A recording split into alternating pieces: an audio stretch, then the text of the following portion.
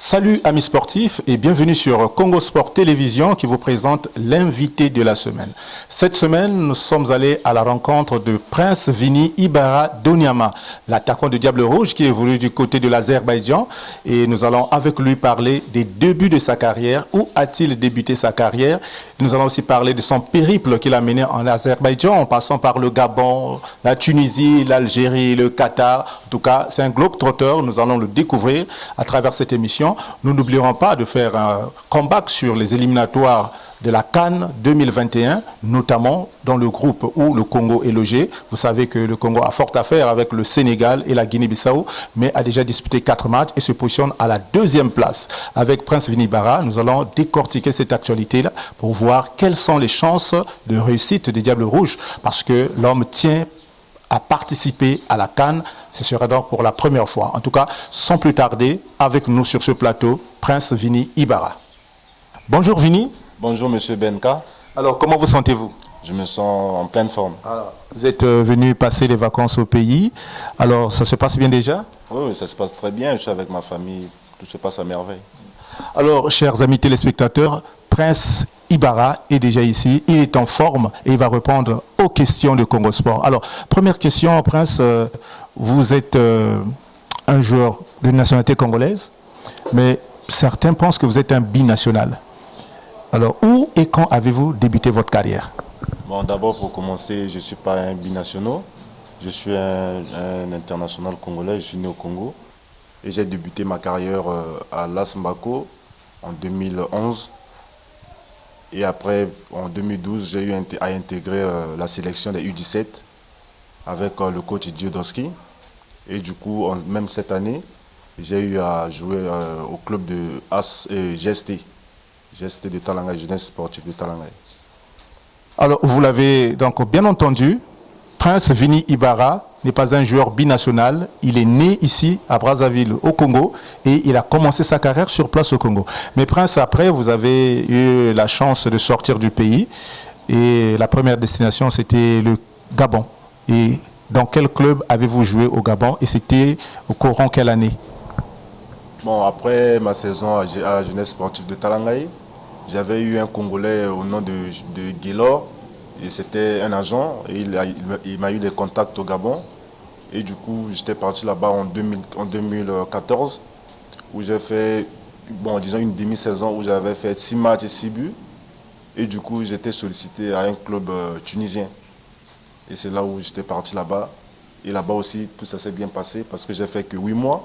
Et dans les 8 mois, j'avais joué 12 matchs. Et sur les 12 matchs, j'avais marqué 6 buts. Et un Qatari était venu me superviser pendant le championnat. Et il a contacté le club, ils ont eu à échanger. Et sur l'aspect financier, vu que le contrat s'était bien blindé, et du coup, je n'avais pas trop de réflexion à faire. Et je suis allé au Qatar, au club de Al-Wakra. Alors, à Al-Wakra, là où vous arrivez, c'était un bon contrat, comme vous le dites, mais apparemment, c'était aussi... je ne peux pas dire la fin de votre carrière parce que vous avez relancé, mais il y a eu une parenthèse au niveau de votre carrière parce que vous avez connu une blessure qui vous a écarté des terrains pendant longtemps. Oui, à Al-Wakra, bon, c'était bien du côté financier, vu d'abord ma famille, quoi, vu de là où je reviens, donc j'étais obligé d'aller là-bas. Mais malheureusement, arrivé là-bas, au bout d'un mois, j'avais une fracture de fatigue qui m'a éloigné des terrains pendant 5 mois. Que j'ai même pas pu jouer. Et en cette période-là, j'avais même eu le coup de fil du coach Sébastien Minier, car il voulait me sélectionner. Mais dommage, je lui ai dit que non, coach, je ne pouvais pas parce que j'ai une fracture de fatigue qui va m'éloigner pendant 5 mois. Et du coup, je ne pouvais pas en cette période même venir en sélection. Mais c'était vraiment des moments vraiment très difficiles. Et surtout être dans un pays où tu es seul, tu n'as pas ta famille, donc... C'était difficile, mais abandonné à toi-même. Non, pas abandonné à moi-même. Sur le plan moral. Sur le plan moral. Parce qu'il y avait des dirigeants des clubs qui étaient là, ils avaient mis tous les moyens en place. Et les docteurs, ils étaient là. Donc, mais moralement, ça m'avait vraiment abattu, quoi. Mais ça va. Et vous vous êtes relancé parce que juste après, vous êtes parti en Algérie. Pourquoi ce comeback? Vous quittez la Tunisie, vous partez au Qatar, vous revenez encore au Maghreb, plus précisément au Mouloudia Club d'Alger. Oui, parce que après mon retour de ma blessure, l'équipe était déjà mal placée. Depuis mon arrivée, l'équipe était dernière du championnat. Et quand je suis arrivé, même pas un mois. Et je me suis blessé. L'équipe derrière, ils n'ont pas vraiment fait des bons résultats. Et l'équipe était obligée de descendre. Et maintenant, moi, comme j'avais un contrat de 3 ans, et du coup, à mon retour, moi, je ne pouvais pas accepter de jouer la D2 au Qatar. Donc, du coup, on a trouvé un terrain d'entente avec mes agents. J'ai décidé de repartir en Algérie. Mais là, vous avez signé dans quel club? Là, j'ai signé à l'USMA d'Alger pour un contrat de 3 ans. Et là-bas, les choses se sont très bien passées. Je parlerai même de la relance de votre carrière. Oui, là-bas, vraiment, ça s'est vraiment très bien passé. Parce que dès que je suis arrivé au USMA d'Alger, dès mes premiers matchs, mes 3 premiers matchs, j'enchaînais déjà des buts. Et du coup, je suis passé à cette lancée. Et aujourd'hui, ça m'a ouvert les portes du Berchkot. Et me voilà, je suis là maintenant. Mais parlons un peu de la parenthèse de Belgique. Apparemment, les choses ne se sont pas passées comme souhaité. Oui, bon, en Belgique, il y a eu plein de choses qui se sont passées. Vous savez, le football, il y a plein de critères. Déjà, si mentalement, tu n'es pas bien mentalement, c'est difficile que tu puisses exercer ton métier que tu aimes tant. Donc, j'avais eu trop de soucis, que ce soit des soucis au niveau familial que je ne peux pas expliquer, qui m'ont un peu affecté, mais je suis resté fort. Et vu que le coach, on avait changé d'entraîneur, et l'entraîneur qui m'avait appelé, qui m'avait fait venir au Berchkot, il était parti, et l'autre entraîneur est venu. Il avait ses choix. Il avait ses choix. Donc, il m'a mis de côté. Donc, il a préféré mettre une autre personne. Et du coup, vu que je suis aussi international, je me bats dur pour jouer. Et quand je ne joue pas, ça me frustre un peu. Et du coup, je ne pouvais pas continuer. J'ai demandé à mon agent s'il y avait possibilité que je puisse avoir un prêt. Je pourrais aller. Et c'est là où on a eu le prêt de Nefti. Et j'ai un contrat encore qui me lie avec le Berchkot de 2 ans. Donc, vous êtes encore joueur de Berchkot, mais prêté au niveau de Nefti, donc en Azerbaïdjan. Alors, dans cette période-là, vous avez aussi connu un passage en équipe nationale qui vous a révélé au public.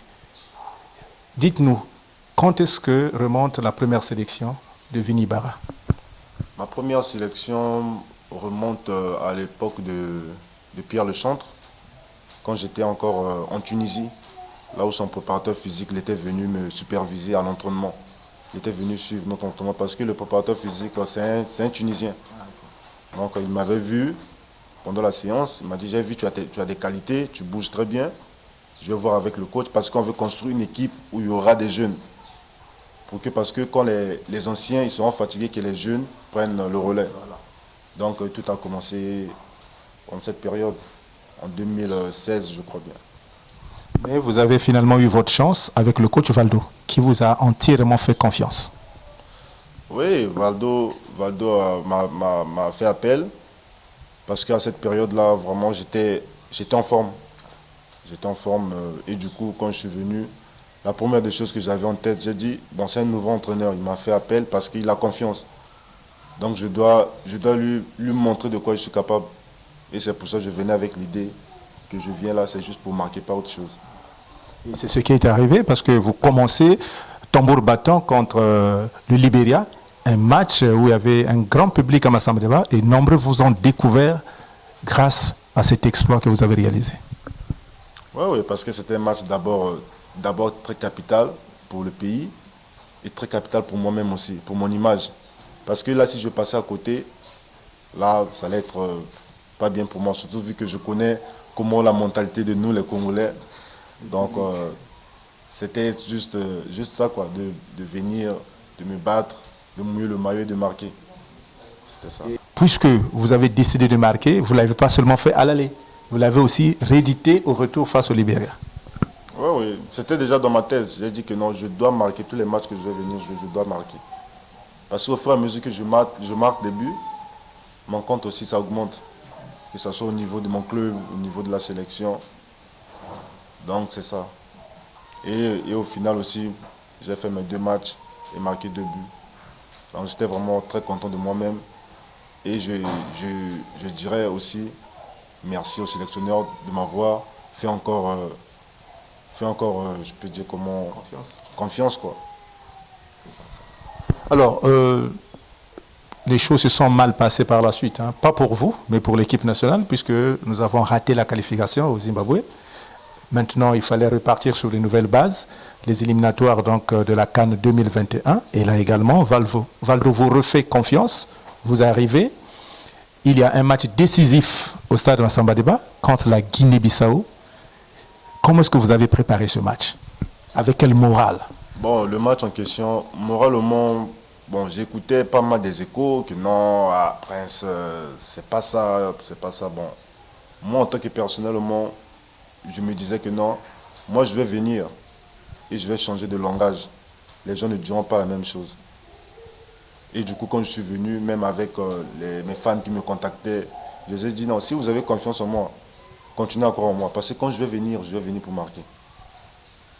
Je vais venir pour marquer, pour faire taire un peu des petites choses qui se passent là.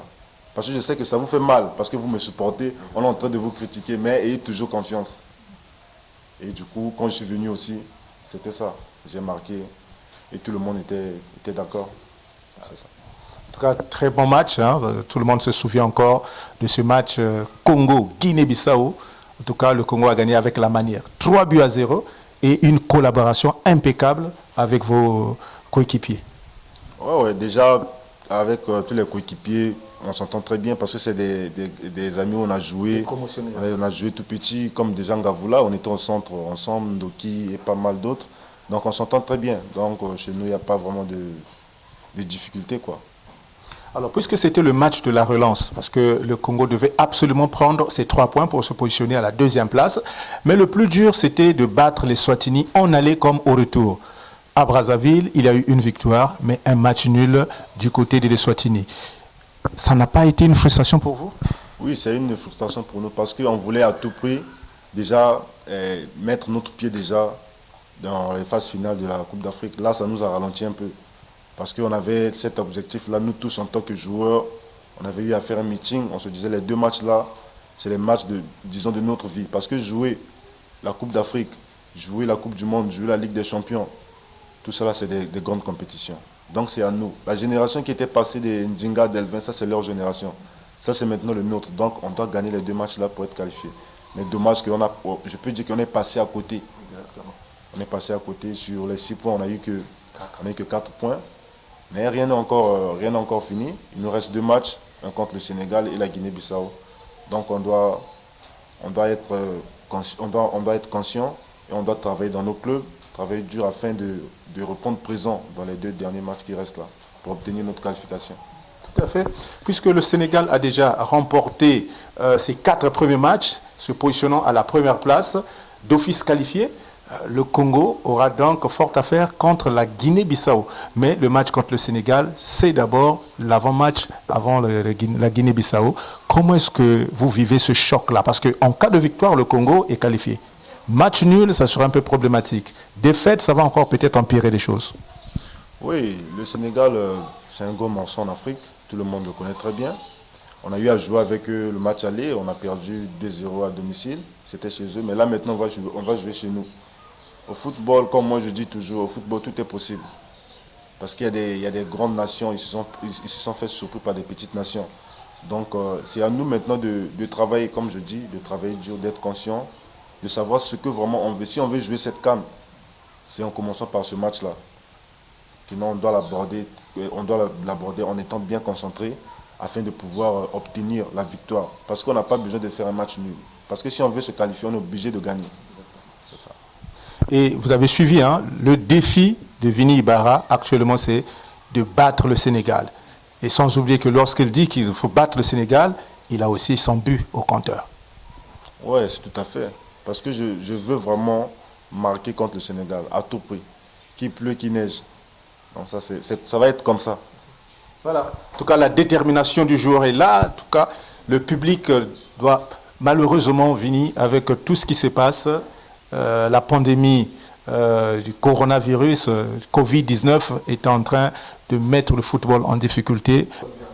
Contre le Sénégal, le match va se jouer sans public. Est-ce que c'est motivant pour les joueurs qui veulent à tout prix prendre une qualification? Bon, on dit toujours, les supporters, c'est le 12e moment. Donc, la voix des supporters, ça nous donne aussi la motivation de nous surpasser. Parce qu'avec leur pression là, bon, moi, finalement, moi j'aime ça. Moi, quand il y a la pression, ça me donne vraiment la force de me surpasser. Et vraiment, leur absence, ça nous affecte un peu.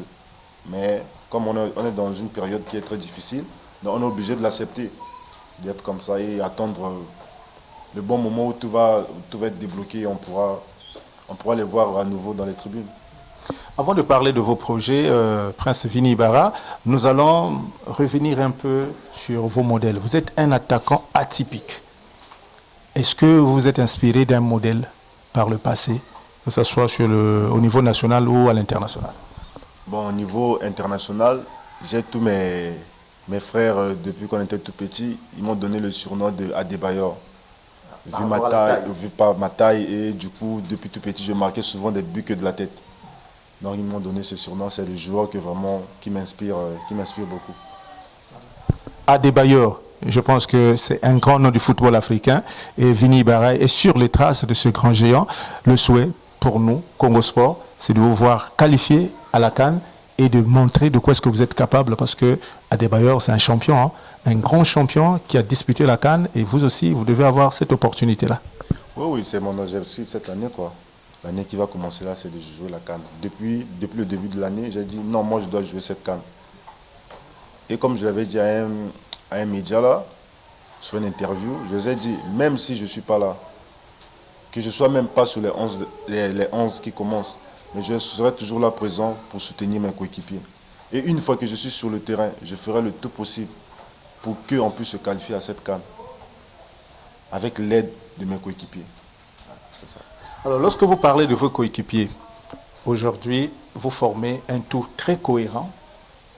Je ne vous demanderai pas de me dire avec lequel vous vous entendez, mais quels sont les coéquipiers qui vous ont marqué par rapport aux différentes combinaisons jusqu'à aujourd'hui? Parce qu'on dit toujours que dans chaque équipe, il y a des tandems, il y a des trios, et il y a des joueurs qui forment une ossature. Et vous, Vini Ibarra, quelle est l'ossature qu'il y a autour de vous, avec lequel vous combinez correctement? Bon, disons, avec toute l'équipe, on combine très bien. Mais nous, au niveau de l'attaque, la combinaison, ça se passe vraiment très bien. Et surtout quand il y a la présence de Thierry, on ne peut pas le nier. Le Thierry, il joue un rôle très important dans l'équipe. Et quand il est là, on voit quand même qu'il y a la facilité de certaines choses. Tu vois, les appels sont coordonnés et la finition est, je peux dire, très facile. Et du coup, même Makissi aussi, on se comprend très bien, vu sa vitesse, on comprend très bien son jeu et tout est facile, que ce soit Ngavoula, Ndoki, surtout Ndoki, moi, en tant que joueur, Vous jouez les yeux fermés. Oui, je l'admire beaucoup, c'est un frère qui a plein de qualités et c'est ça, tout vraiment se passe bien dans le groupe. Okay. Vini Ibarra, c'est aussi le social. Au-delà de son talent, c'est un joueur qui a un cœur et qui s'intéresse beaucoup à la jeunesse et aux œuvres caritatives. Quels sont vos projets, Vini, au-delà de l'aspect footballistique?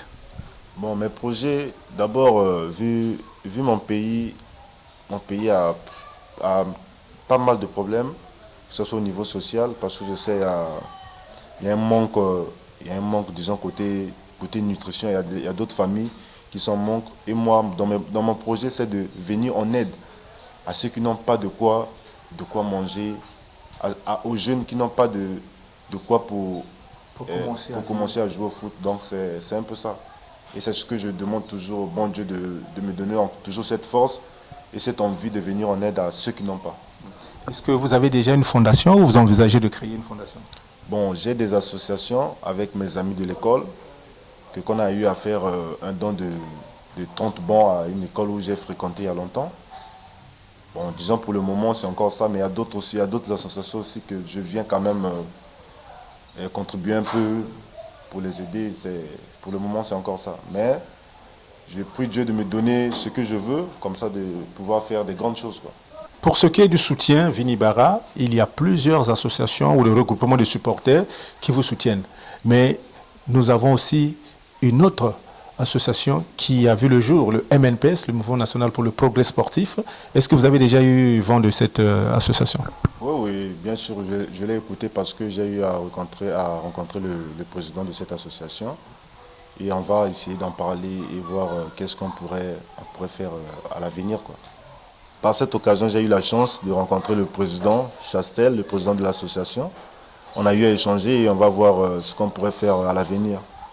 Alors, l'actualité, c'est aussi le championnat dans lequel vous évoluez, le championnat d'Azerbaïdjan. C'est un championnat que vous avez découvert. Vous êtes dans un club qui occupe déjà quelle position et comment vous vous sentez? Quelles sont vos statistiques? Oui, Nefti, là où je suis en ce moment, ils sont premiers du championnat. Donc ça se passe pas mal. Mais j'ai eu à avoir plein de soucis là-bas au niveau déjà de la nutrition. Parce que déjà, manger leur nourriture, là, moi, ça ne me convient pas. Et leur façon de faire aussi, c'est pas trop ça. Et du coup, ça ne se concorde pas vraiment trop bien avec les dirigeants du club. Pour être honnête, j'ai commencé bien sûr à jouer. Mon premier match, c'était contre le Galatasaray, aux éliminatoires de l'Europa League. Bien sûr qu'on était éliminé, c'était vraiment un match vraiment très bien. Tout se passait très bien. J'ai eu même à jouer 7 matchs. J'ai marqué un but et une passe décisive. Mais c'est pas trop ça. Le projet ne vous avantage pas? Ouais, le projet ne m'avantage pas parce qu'il y a trop de conditions que moi, j'accepte pas. Parce que si déjà un club me dit que non, toi tu peux pas aller à ta sélection, ça déjà c'est pas quelque chose que je peux laisser passer. Parce que quand j'étais allé jouer avec la sélection au Portugal, j'avais contacté le Covid-19 et du coup, à mon retour du club, ça m'avait créé des problèmes. Et du coup, la direction avait décidé de me mettre en écart, de ne pas trop faire jouer parce que je préfère plus ma sélection qu'à mon club. Au fond, c'est pas ça. Parce que car si la sélection te fait appel, tu es obligé de venir défendre ta nation. Et du coup, j'ai eu des problèmes à mon retour du club. Malgré que non, à mon retour, quand je suis arrivé, le nouveau entraîneur m'a donné la chance de 4 minutes de jouer. Et quand j'ai joué ce match-là, j'ai marqué le but.